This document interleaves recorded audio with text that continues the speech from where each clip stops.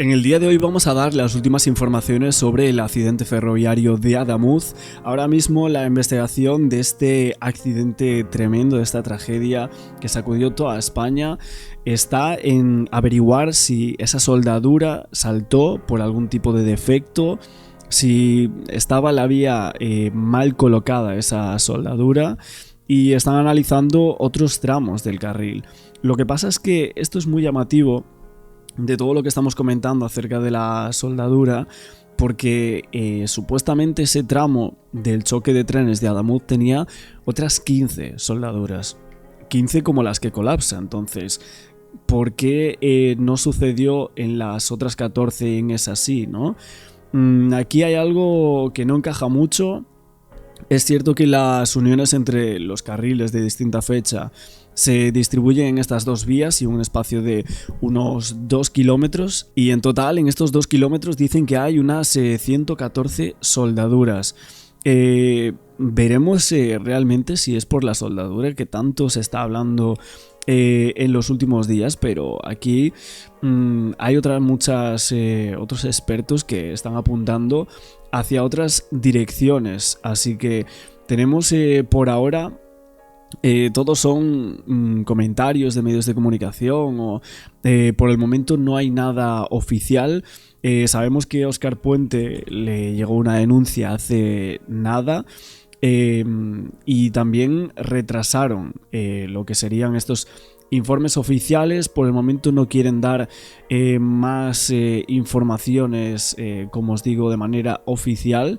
Y así tenemos como la Audiencia Nacional abrió esas diligencias previas contra el señor Óscar Puente. También en las últimas horas tenemos aquí el comunicado del gobierno que aprobó un paquete de 20 millones para los afectados por los accidentes de Adamuz y Gélida. Esto salió hace nada, si no me equivoco, hace unas horas cuando estamos grabando justo este nuevo vídeo. Y estas ayudas que van a ser indemnizaciones. De hecho, ahora vamos a ver varias personas que hablaron en medios de comunicación, que fueron supervivientes de esta tragedia en Adamuz, de este accidente de tren, diciendo que realmente parece como si les estuviesen comprando de alguna manera, y esto es algo que a algunos testigos no les gusta nada. Vamos a verlo por aquí en Canal 13, este testimonio de Santiago Rosendo. Lo más importante, ¿cómo estás, Santiago? Físicamente sigo magullado, me van apareciendo moratones donde creía que no había. Psicológicamente mucho más afectado, bastante peor. Claro, porque te vienen a la memoria permanentemente las imágenes, entiendo que especialmente de esos primeros momentos, precisamente, ¿no? Obviamente, de esos primeros momentos y de, no sé, siempre te pregunta, ¿podrías haber hecho algo más? Si hubieran actuado de otra forma, se podrían haber salvado más vidas. Son incógnitas que no sé si se van a resolver. ¿Te están ayudando? ¿Estás recibiendo ayuda psicológica, por ejemplo, para tratar de resolver esas incógnitas? Sí, ¿no? Sí. En eso sí que ha habido apoyo. No, me la ha buscado por mi cuenta, sí. ¿No has tenido ninguna llamada, no has recibido ninguna llamada para decirte qué necesitas, cómo estás? La única llamada que recibí fue creo que fue el día 20, el martes, preguntándome que cómo me encontraba, si me habían dado el alta y poco más. Si necesitaba ayuda psicológica. De Renfe no me han dicho absolutamente nada. Significativo también, muy significativo también. De hecho, tengo compañeros que viajaban en el mismo tren, que ellos, por ejemplo, sí han recibido un mensaje de la aseguradora. Yo no lo he recibido. He tenido que llamar yo. Y así estamos. Bueno, es digno de ser denunciado, como estás haciendo, que no se pongan en contacto a vosotros, pero lo peor de todo seguramente es que no extraña, y no extraña porque el ministro decía ayer que no sabe cuántos viajaban y quiénes viajaban en los trenes accidentados. Bueno, eso es otro capítulo. Viajaba Santiago en el vagón 3 del Albia, es decir, de los más perjudicados, porque hay que recordar que los perjudicados del Albia son los primeros, son los últimos del Lirio y los primeros del Albia. Los perjudicados fueron el 1 y el 2, el tercero nosotros descarrilamos, pero nos quedamos digamos, arriba en la vía, no caímos por el terraplén. Y había heridos también en el coche en el que viajabas, claro. Sí, había heridos. Como los vagones se dividen en dos, yo, gracias a Dios, iba, digamos, de la parte de atrás. Del tercero, pero en la parte de atrás, que cuanto más atrás iba en el convoy, pues menos daño sufrimos. ¿Y cómo recuerdas esos primeros momentos y sobre todo lo que es la clave de esa pregunta que aquí decíamos nos estamos planteando desde el martes? ¿Cuánto tardaron en llegar las asistencias hasta el vagón en el que estabais vosotros? ¿Cuánto calculas que pudieron tardar? 2 horas no tardaron menos. Lo digo porque he estado haciendo un trabajo de investigación. Obviamente porque cuando estás allí estás con el móvil y mandas WhatsApp y demás, y entonces lo tengo todo por horarios. Claro, habrá muchísimas personas como este superviviente que estaban allí, que enviaron WhatsApp, que habrán dicho a algunos familiares, ¿no?, que estaban desde fuera, pues ya han llegado las emergencias, pues habrá algún tipo de mensaje de ese estilo que pueda probar a qué hora pudieron haber llegado hasta ese tren, ¿no? Entonces, el accidente fue a las 8:45, si no me corregís, ¿correcto? Sí, hay 43, creo recordar en concreto. Vale. Yo conseguí salir del tren a las 8:25. A las 8:25, digamos, estaba en la linde, detrás del vagón. A las 8:40 fuimos unos cuantos al vagón 1 y 2 a intentar ayudar a lo que había allí. Te lo digo porque tengo una fotografía y he visto el horario de la fotografía. A las 9:43 estaba en la estación de Adamuz, o sea, donde estaba descarrilado el Lirio. ¿Tú estabas donde el Lirio? No, a nosotros nos mandaron, cuando empezaron a llegar la ayuda, los sanitarios y demás, a nosotros nos mandaron, y la Guardia Civil, nos mandaron que continuáramos la vía dirección a Lirio, que es donde estaba la estación. ¿Ah? ¿Vale? Entonces, si yo estaba en la estación a las 9:43, a las 9:25, porque más o menos era un trayecto de unos 20 minutos, 15-20 minutos, 9:25, 9:30, estábamos saliendo dirección al Lirio. Ya estaba allí estaban llegando sanitarios, bomberos sí que no, porque los bomberos tenían, por el terreno era de difícil acceso y tenían más problemas para entrar. Y bomberos yo no vi, pero sanitarios sí había ya. Es decir, 19:43 se produce el accidente. 8:15 en principio, decían ayer en la rueda de prensa, que ya empiezan a sospechar que puede estar el tren en el que tú viajabas accidentado. 19:43 accidente, hasta las 9:25 aproximadamente no acude nadie a echaros una mano. Porque están todos trabajando en el Lirio, porque todo el mundo piensa, nadie les ha dicho a los servicios de emergencias. Bueno, no son 2 horas, como había dicho un viajero del Lirio que comentó esto, me parece que fue primero en un programa de Onda Cero, de radio, pero bueno, luego otros medios de comunicación así lo sacaron. Y básicamente no son esas 2 horas, no es tanto, pero prácticamente, ¿no? O sea, desde 7:45 hasta 9:25, pues 1:40. O sea, 1:40 es un montón, ¿eh? Que hay 2 trenes, piensan que hay uno y dicen, oiga, hay un tren accidentado. Llegan y se encuentran en un tren accidentado y todos trabajan ahí. De manera que entre las 19:43 y las 9:25 no se ayuda a nadie. No, sí es cierto que había una pareja de Guardia Civil que no sé de dónde llegó, porque yo lo vi viniendo desde adelante hacia atrás, no desde el Lirio hacia el Albia, sino desde adelante del Albia hacia el Albia, que es he escuchado que venía del Ablo. Que es el que está detrás del Lirio. Delante del Albia. Perdón, el que está detrás de tu tren, el tren en el que estabas tú. Bueno, delante, porque íbamos en esa dirección. Y es el primero que dice, al que tú ves que acude en torno a esa hora, ¿no?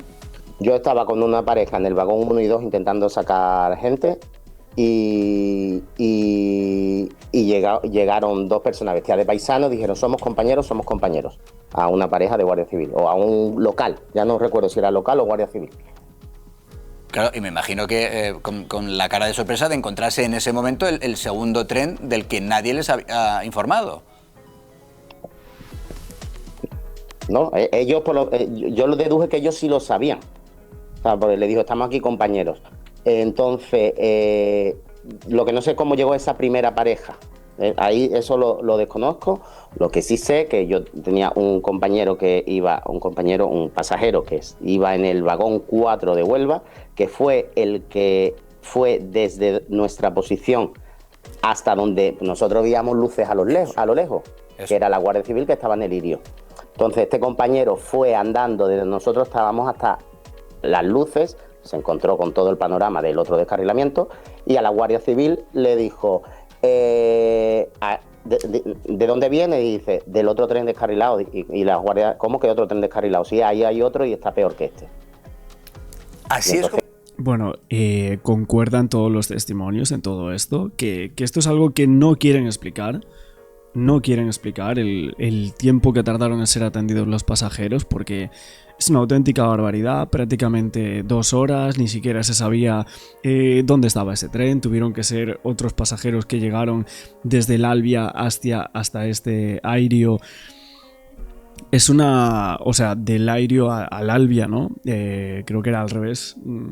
Entonces, es algo que no quieren explicar las autoridades competentes ni el ministro de Transportes. No quieren decir todo esto.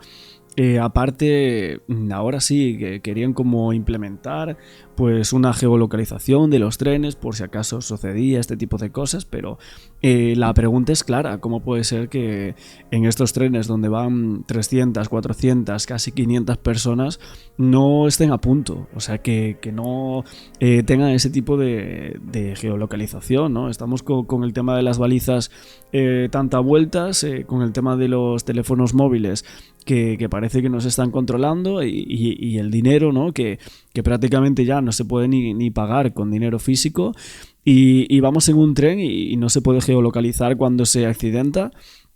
Es que es de locos. O sea, para mí ahí Adif tiene unas cosas que por un lado es una de las empresas más millonarias que hay. Y por otro lado vemos que en infraestructura y en este tipo de cosas de seguridad y por encima en trabajadores que podrían llegar a estar o deberían estar, como dicen los propios trabajadores de Renfe, ¿no? Dentro de la seguridad del vagón, ¿no? Que solo hay uno a veces, ¿no? Hay una persona de seguridad o una persona cogiendo los billetes. Es algo muy surrealista, la verdad, el tema de la seguridad que hay ahora mismo en estos trenes, diciendo, bueno, se decía que las líneas de tren en España era lo mejor del mundo, ¿no? Que ya fue cuando empezaron a llegar. Así es como se enteran los servicios de emergencia. Es un pasajero del tren en el que estaba Santiago, el tren de Renfe, quien, circulando de noche por las vías, retrocede unos 800 metros, unos 15-20 minutos andando por las vías de noche. Correcto. Hasta llegar al Irio, que está accidentado, y ahí es donde él, ese pasajero, avisa a los servicios de emergencia que ya estaban trabajando en el Irio, oiga, que hay otro tren para sorpresa de esos servicios de emergencia. Esto nos dice que es en torno a las 9, 9 y cuarto.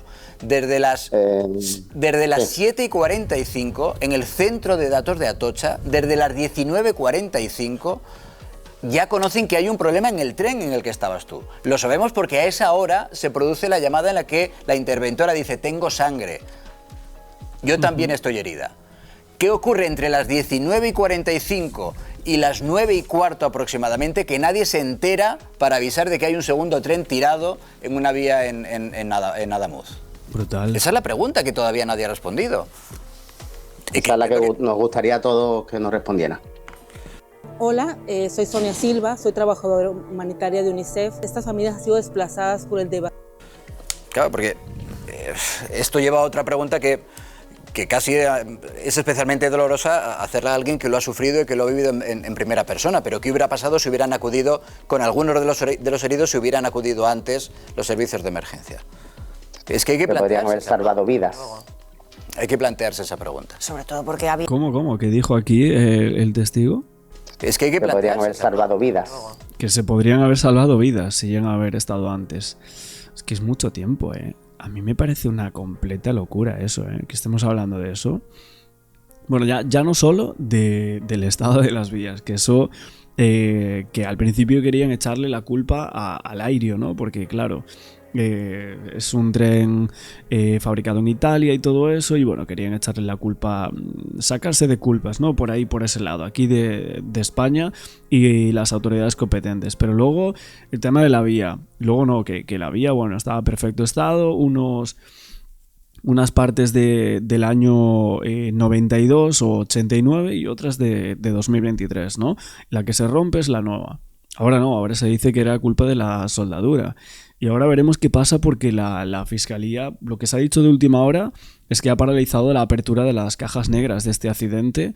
Estaba previsto que fuese una comisión judicial por un juez y un letrado de Madrid, y finalmente no las vamos a tener.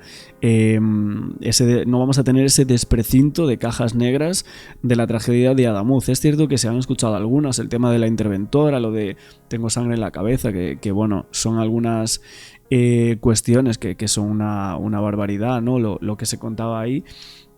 Y la verdad es que desde Atocha y los comentarios que hacía, parecía como si no estuviese pasando absolutamente nada. Aún así, también la interventora no fue capaz de transmitir el mensaje de lo que había pasado realmente.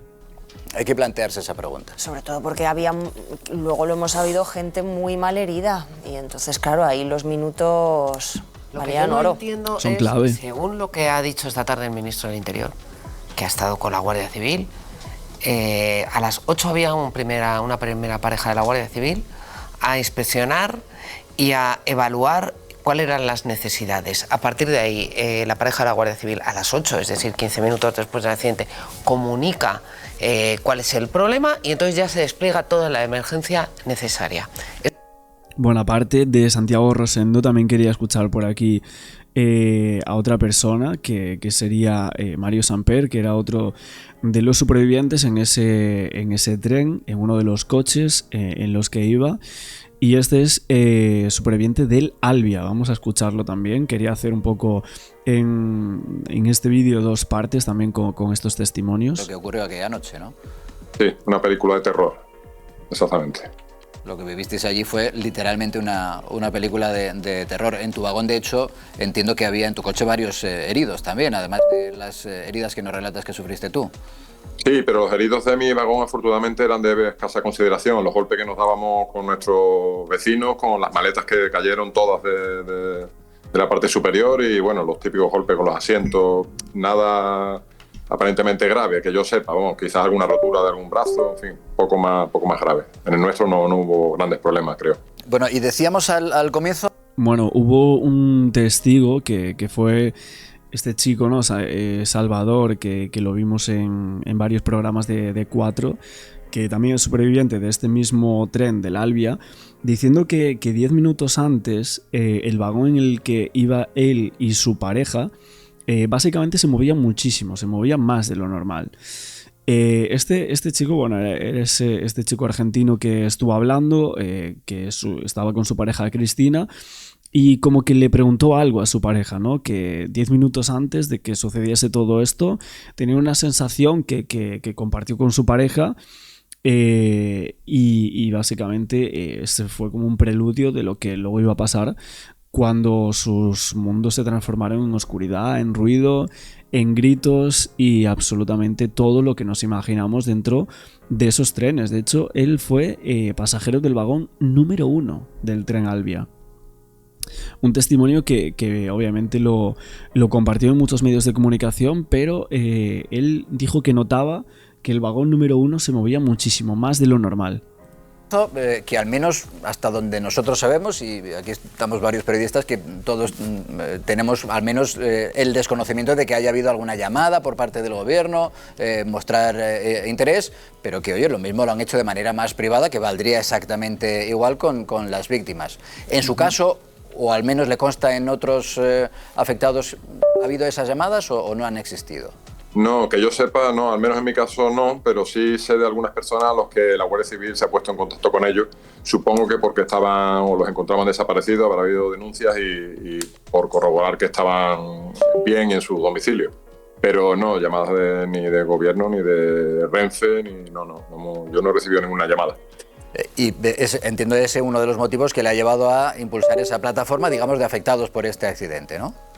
Bueno, no es realmente una plataforma. En realidad, a las personas que nos desplazaron al hospital de Andújar, que nos vimos allí toda la noche, la verdad que un poco desasistidos, no por los sanitarios, quiero decir por Renfe, pues pensamos en hacer un grupo, bueno, pues para que en un futuro próximo pudiéramos estar en contacto y saber si había alguna novedad en alguno de los aspectos que luego nos iban a afectar. Y a ese grupo, pues en el día de hoy hemos decidido ir uniendo a más personas afectadas, como así está siendo. No es en realidad ni una asociación ni una plataforma todavía, simplemente somos un grupo de afectados que trasladamos la poca información que tenemos, porque esto es nuevo para nosotros, lógicamente, afortunadamente. Nos trasladamos esa información pues para ayudarnos en nuestro, en fin, lo que necesitemos. Es decir, que lo que pretendéis inicialmente al menos es estar unidos ante lo que pueda venir, investigaciones judiciales, en vuestro día a día después de este accidente, en general, simplemente conoceros un poco mejor y estar más unidos, ¿no? Efectivamente, hay muchos aspectos que, como digo, es la primera vez que nos ocurre y tanto las reclamaciones de enseres que dejamos allí como los problemas físicos que tenemos, los problemas laborales, en fin, hay muchas circunstancias que nadie nos asiste y no tenemos ni idea. Entonces, de eso se trata, de que podamos ayudarnos unos a otros. Bueno, muchísima gente estaba hablando de que parecía increíble la coordinación que había aquí, que estuvieron sobre más de 90 minutos esperando, que nadie estaba allí. Que aquí hay todo lo contrario, lo que se decía en medios de comunicación y por parte de los ministros, y que básicamente no había excusa, que tenían avisos, tanto Renfe como Emergencias, de que había otro tren colisionado y que aquí todos los organismos que intervinieron fueron un desastre total, un desastre tremendo. Después atendieron, claro, faltaría más, hombre, es que faltaría más, la gente diciendo, bueno, es que luego atendieron y tal, pero vamos a ver, prácticamente 2 horas después, es que es una locura.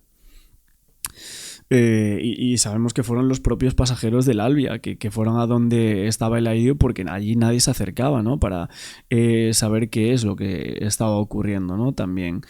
Y la verdad es que lo que dijeron algunos expertos o ingenieros aquí en estos canales es que el verdadero problema era la falta de mantenimiento preventivo en cuanto a este accidente. Esto es lo que supuestamente parece que aquí ha sucedido. Óscar Puente dijo que no, que bueno, aunque pasara un tren auscultador 2 horas antes hubiese pasado igual este accidente. ¿Pero por qué?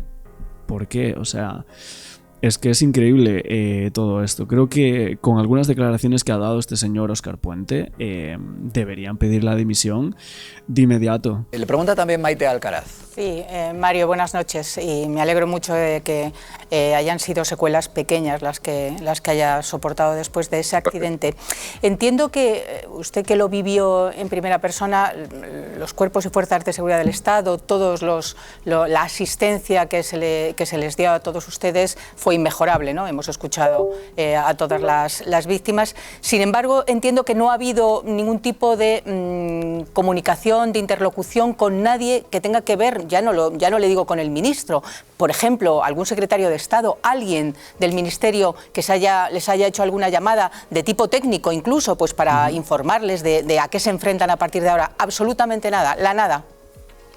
Efectivamente, así ha sido. No tenemos información ninguna y por eso digo que hemos resuelto crear este grupo. Si me lo permitís, sí me gustaría, porque la verdad es que yo no he podido ver ningún informativo, no soy capaz de verlo y supongo que eso se habrá mencionado, pero yo quisiera públicamente agradecer a los medios de que se disponía alrededor de los 2 trenes, porque han hecho una labor. Era impresionante ver cómo dirigían y cómo nos apoyaban a todos los que estábamos allí, muchísimas personas, tanto Guardia Civil, bomberos, sanitarios, protección.